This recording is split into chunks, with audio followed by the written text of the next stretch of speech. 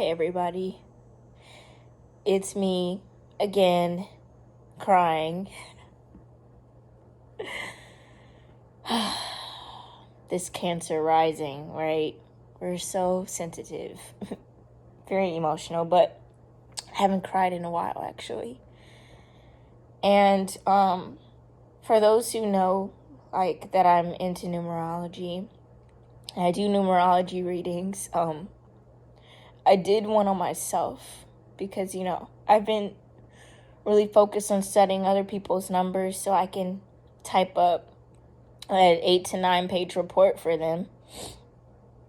And they can understand more of what their name, like each letter of their name means, and the vibration of their name, and their life path, destiny number, like what they're here to learn. And I didn't, I just was like, I need to do one on myself. Like, I've been focused on helping people, and it's like, that's great. But at the same time, it's like, I'm also here to know myself. I am here to know myself. And that's important. And so anyway, what I've been discovering is that my greatest passion that is within me is perfectly aligned with what I'm here to do. Like, when I look at astrology and when I look at numerology, everything is perfectly aligned and all speak so clearly of why I'm here, why I came here on this planet, right? And now I'm just kind of like, I feel like it's time for me to do what I need to do, but it's a lot.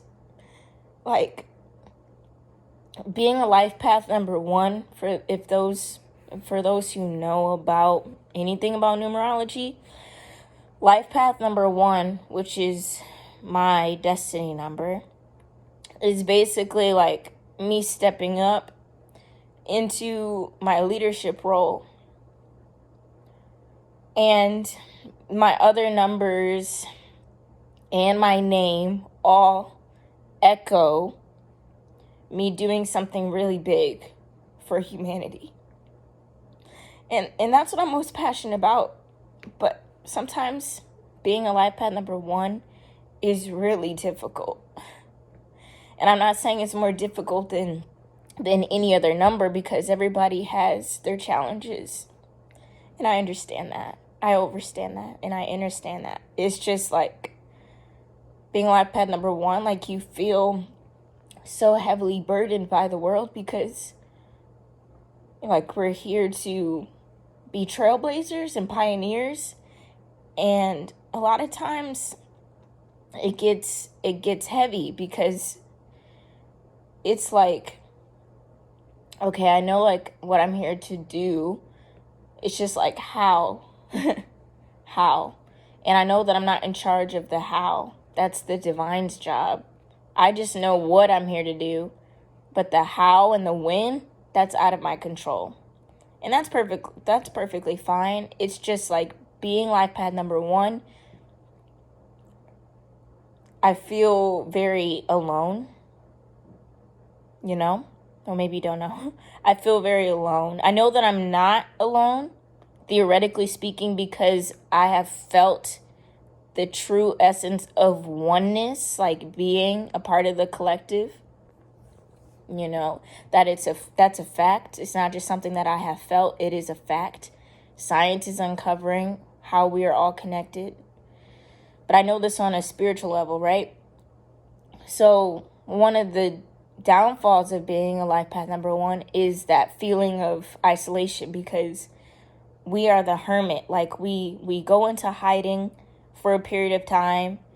We learn, we prepare, and then we come back out from our hiding and we are supposed to lead. And the leading part and being my full self can be kind of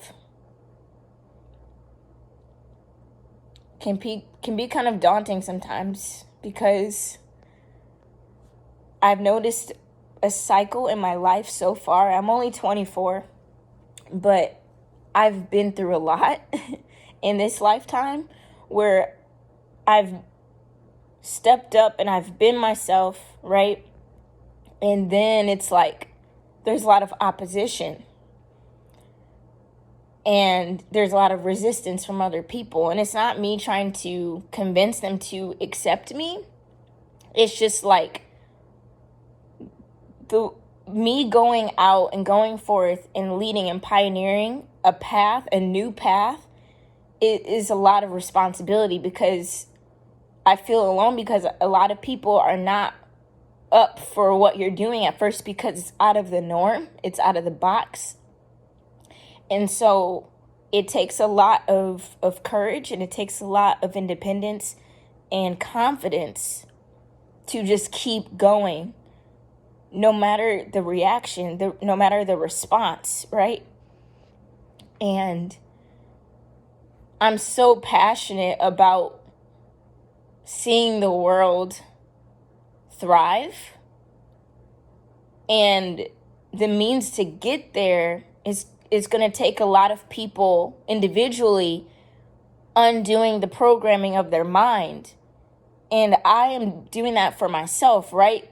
But the technology that we have right now in social media, like, people don't realize how much they are not being themselves, because these devices and these algorithms and all these ways to see what other people are doing, we start adapting our own individuality and compromising our individuality to be like everybody else. But everybody else is trying to be like everybody else. So at the end of the day, nobody's actually being themselves.